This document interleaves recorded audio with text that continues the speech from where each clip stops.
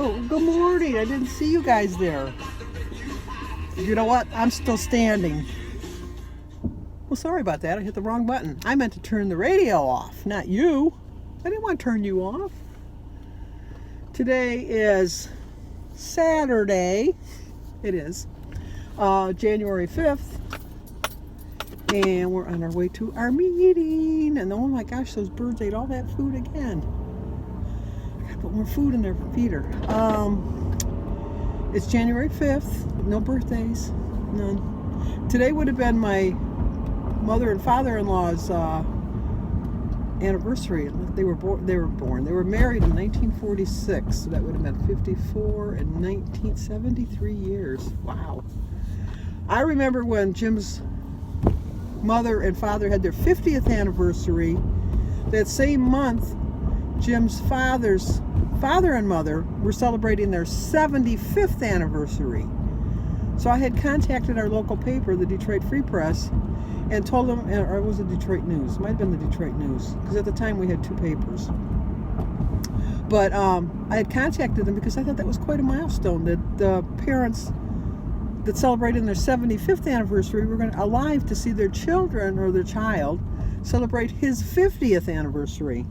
And so they had a reporter come out and they did this great big story on Jim's mom and dad's 50th anniversary, and kind of in a side mentioned his grandparents for the 75th. I mean, it was nice that they celebrated Jim's parents' anniversary, but I thought that the bigger milestone, I mean, 50 is a big milestone, don't get me wrong, but I think a bigger milestone is 75. Jeez, I'm thinking, can you imagine being with somebody 70? Well, being married to somebody 75 years. I'm sure they were together at least a year before they got married. It's like, oh, that definitely is your whole life.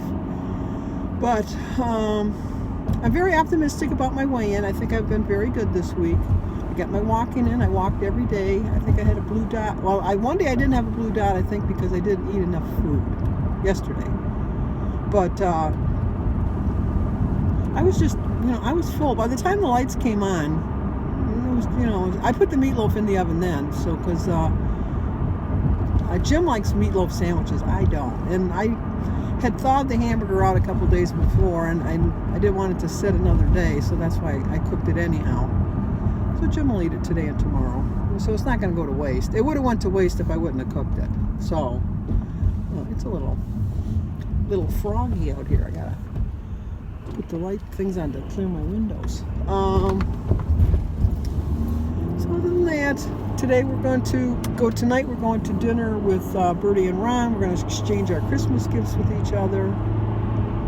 And this afternoon, I think we're going to Danny's house because Jim needs to help Danny fix his garbage disposal. But I plan on staying on track. I really do. I'm sleeping so much better. I'm feeling so much better. And I'm actually looking forward to going back to aerobics class on Monday, because we haven't been to aerobics because the school's been closed. And they cleaned the pool and stuff like that. So I'm looking forward to that. And just having another good week. I just gotta stay strong. I have to really stay strong. A lot of you think I'm like a really strong person, and I was talking to Anita yesterday, and there have been times in my life I go through different periods where I have to overcome a lot, and now I have to overcome my eating habits, and it's a challenge for me. It's quite a challenge, but I think the biggest challenge I've ever faced in my life, and I don't know what the name of it is, and I talked about it on Let's Get Fit, is my fear of being alone. I was so afraid of being alone, and I couldn't go anywhere by myself. I couldn't, if you were standing here next to me and you walked 15 feet away to look at something else at a store, I had to walk with you. I couldn't stay by myself. I just couldn't. And when I first got married, Jim would drive me over to my mother's house, and I'd spend the day there, and then he'd pick me up. And then when I got pregnant with Jimmy, you would have thought I would have just stayed home with my baby. No. Packed up my baby. I bought 2 sets of things, so that there was things at my mother's house and there's things in our house. There was a bed for like a crib for Jimmy to sleep in when he was at my mother's house. And Jim would drop us off in the morning. We'd stay for dinner, and then we'd go home. It was just, I just couldn't be alone. And then Jim had a job in construction, and he was starting to work out this way more. And he's just said, it's just getting too much. You're going to have to learn to be alone. And I said, well, I'll try. And then we bought a house out this way. No, actually, we bought a house in Detroit. It was still in Detroit, but it was like a little bit more centrally located for his job. And so we moved there, and slowly but surely I gained my confidence to be alone, and was doing a little bit better. Still not driving or anything like that, but doing a little bit better. And then he started having all this work coming this way. So he says, we got to move out here. You'll be fine. You've mastered this. You'll be good. So I said, yeah, I think I can. So we moved out here, and as soon as we moved out here, all the work was the other way. So we didn't really have to move this way. But when we moved out here, then I really found myself, because I found out that I like myself. I like being with myself, and I can be with myself. I've had a foreboding that I was going to die since I was 16. I just kept thinking any minute I was going to die. And my father died at 58, so I thought when I turned 58, that's when I was going to die. That was my worst year ever. Just getting through that year alive was my goal. And then miraculously, once I got past 58 and had my 59th birthday, I became the strong person you see now. I drive by myself places. I love being alone. I don't have a problem telling people that I was not a strong person. And it was just something I had to accomplish. So here we are 10 years later, and now I'm trying to accomplish my goal of getting to my goal. And as hard as it was for me to learn to be by myself and not depend on other people to watch over me, I have become a strong person. And this is a battle that I'm going to win. I won the other battle. It took me years. And the only reason I really kind of came to grips with it was because I was watching a Phil Donahue show, and it was talking about people that just were afraid to leave their house. And that was me. I was afraid to leave my house. I could not leave my house alone. And I've become stronger because of that. I think that sometimes in life you have to have different challenges.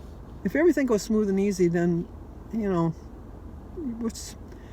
it's just, your life is not smooth and easy. Your life just is not going to be apples and, like sundaes with a strawberry on top or a cherry on top. It's just not going to be like that. You're going to have struggles along the way, and you're just going to have to learn to overcome them or to accept them. And I had to learn to accept that I had a problem, and that I could overcome it, and I did. So now I have to learn to accept that I have a problem with food and learn to overcome it, and I will. So, okay, that's enough for today. Okay, let's go in and see how we did, because I'm feeling very optimistic. Well, guess what? Well, we all knew what. I lost 3.3. So now I'm down to 236.1 with a 68.1 loss. And I put more of this because that's what I want to do. I want to get more of that. 3.3. Now I'm a little more secure back into the 30s. I was kind of nervous because I was only, not saying only, I was 239.4, so I was 0.6 away from being back into the 40s, and we know how easily I can put on 0.6. So, Carrie over at Weight Watchers with Carrie has a challenge going on to see how many weeks we can go with a loss. Week one for me, Carrie. I plan on having a lot more than that, too. So, I have a $15 gift card for Kohl's, so we're going to go over there and see what I can find.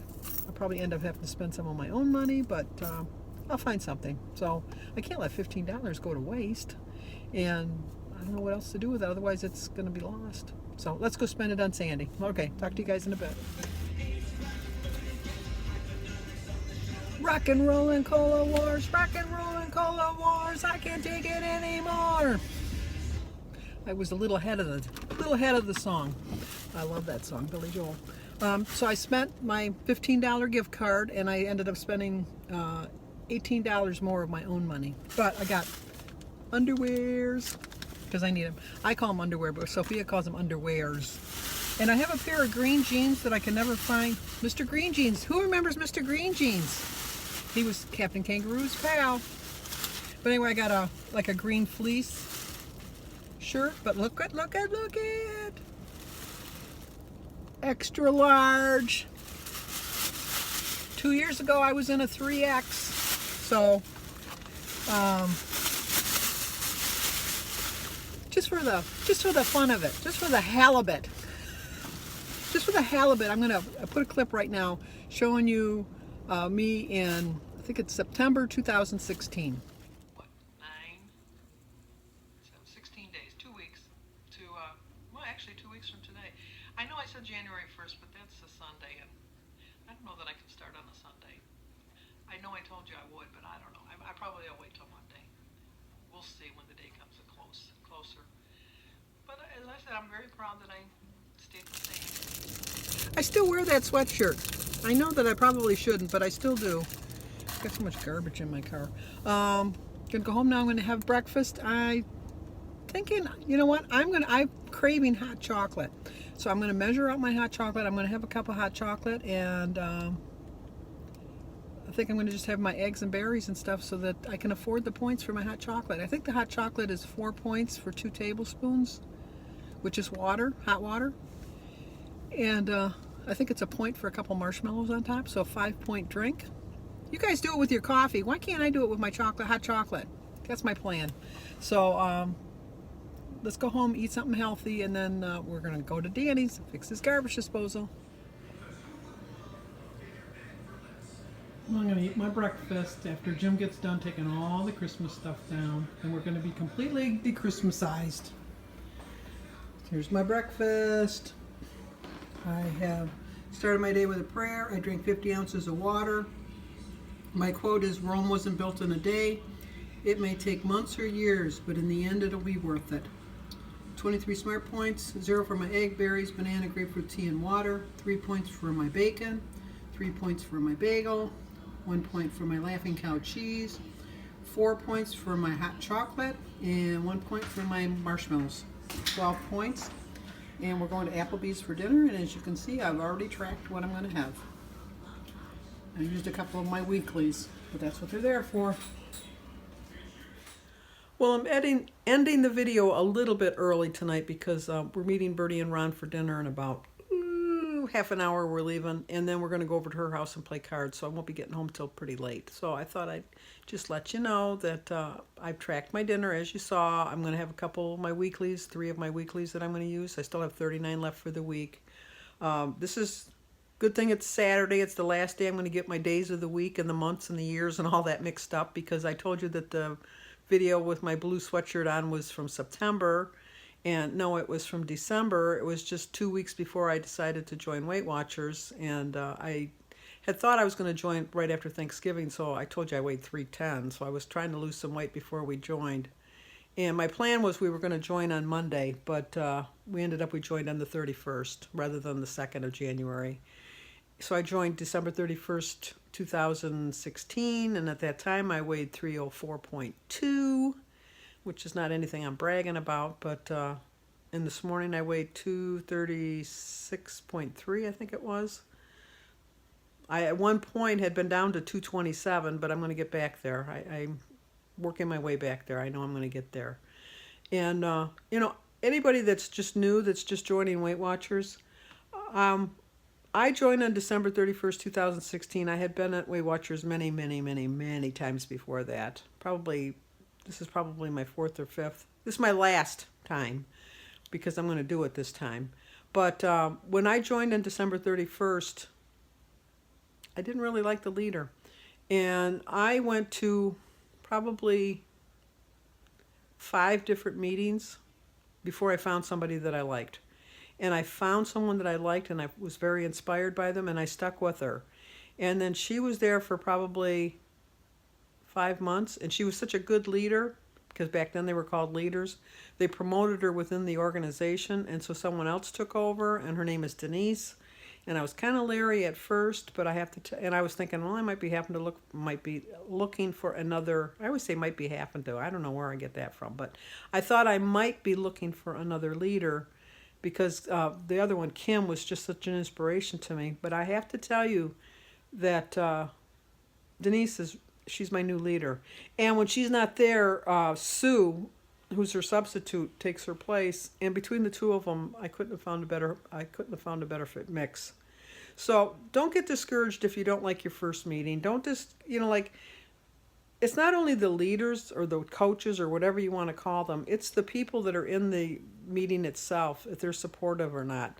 The first few meetings I went to, I didn't find the people behind weighing you were always very encouraging. So don't get me wrong. All of the Weight Watcher staff, no matter what meeting I went to, I loved their staff because the staff was really good. And it wasn't anything against the leaders. They just weren't my leader.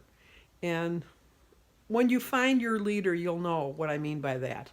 And when you find your meeting, you'll know what I mean by that too. Because you have to find what works for you. And I found a meeting that worked for me, and I was lucky that the meeting and the leader all wrapped up into a nice little present, that it worked perfectly for me. So don't get discouraged. You might have to look more than once, but they're out there. You just have to look for them. When you married I married Jim. He's the first I had one boyfriend before, but that was like in junior high or middle school or whatever they call it, junior high.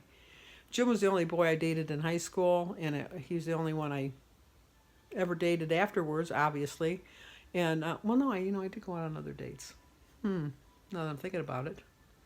But anyway, my point is that most people don't marry the very first person that they met. They take a while, they get to know them, and they don't judge them by the first time either. They give them a couple chances. So I guess that's what I'm trying to say is they're out there. Your soulmate is out there. Your leader, your coach, whatever you want to call them, they're out there. You just have to find them and don't give up. Okay, I'm going to get ready to go. So give this video a like, leave a comment, subscribe, and share it if you think somebody might like it. So I will talk to you guys on Monday.